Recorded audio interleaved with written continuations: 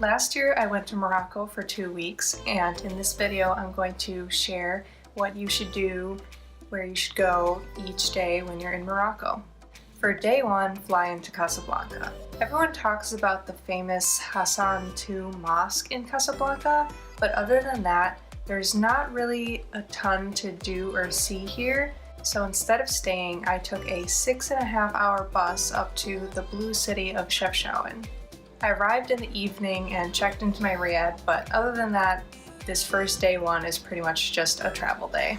For day 2, just walk around town. Chefchaouen is probably the most picturesque city in Morocco, so just walking around and exploring the streets is a really nice, relaxing way to spend the day, especially after the initial travel days.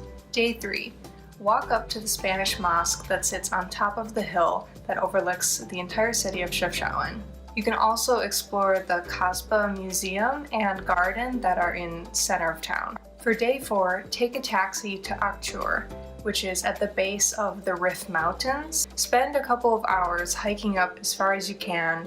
Try and find the Cascades de Akchour or God's Bridge. For a novice like me, hiking these mountains for 5 to 6 hours really wiped me out, but I think for someone with even a little bit more hiking experience, it wasn't too difficult. We didn't need a guide, and it's a great way to explore different scenery and high mountains that you might not expect to find in a place like Morocco. Next, it's a 4-hour bus to the next city, which is Fez. Get settled into a riad in the late afternoon, eat another tagine for dinner, and prepare for the next day. On day 6, enter the Medina through the famous Blue Gate. Fez Medina is the largest car-free urban area in the world, so there's plenty to do and see there that will fill up an entire day. There's tons of shops, restaurants, and markets all crammed together. There's a lot to do. It's a great place to shop, but make sure you give yourself enough time towards the end of the day to actually get out of the Medina and back to where you're staying, because with no map and no street signs, it's pretty much guaranteed that at some point you're going to get lost. Day 7. Explore the garden Tnan's Bill. I don't know how to say it, sorry, but it's a major garden in Fez outside of the Medina. It's a really nice large park area to take a stroll through in the morning before returning to the busy Medina again in the late afternoon. You can also check out the tannery in the Medina, which is a really popular place to go. It makes for a really good photo, although the smell means you won't want to stay there for very long. There's also a couple of museums and the oldest university in the world in the Medina, so you can take a look at those for some history. The next day is the day you've been waiting for. Get picked up at the crack of dawn for the beginning of a desert tour. Most all tours like this in Morocco operate the same.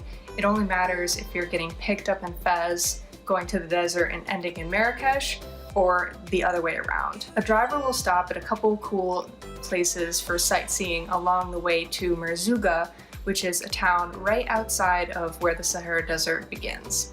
From here, you'll ride out on camels or ride in a 4x4 out to your camp where you'll stay for the night. On day 9, you'll wake up early and begin the long drive to Marrakesh. This pretty much takes all day, like 7 or 8 hours at least, but a good driver will stop at lots of cool sites along the way to make sure it's not just a travel day and you get to do some activities and see some cool things instead of just being stuck in the car for the whole day. Day 10. Marrakesh seems to be the city that everyone talks about and thinks about when it comes to Morocco, but I don't totally get the hype. It's a cool city, but it doesn't really have anything that makes me think it's worth staying beyond a day or two. Chefchaouen has a cool blue landscape, Fez has the bustling, crazy Medina, and the desert, obviously, that's on everyone's bucket list, but Marrakesh is just typical Morocco. After Marrakesh, take a 2-hour bus ride to the coast to the city of Essaouira. Walk along the coastline to see the cool old architecture. They filmed certain parts of Game of Thrones here, so the scenery and old buildings are really cool to look at. Day 12 is basically the last day. Spend it chilled out on the beach in Essaouira and walk through the market a little bit to pick up some last souvenirs. A popular activity on the beaches of Essaouira is to actually rent a kite to fly, or you could even do some water sports.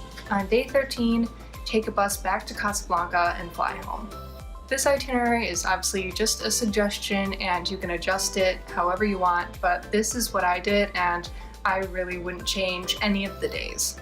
It was fast-paced, but I wanted to see a lot of Morocco and a lot of the different parts of the country because certain areas really have very different things to offer, and I think that this trip is a good way to see as much as possible in just a 2-week period. Hope you enjoyed this video and thanks for watching.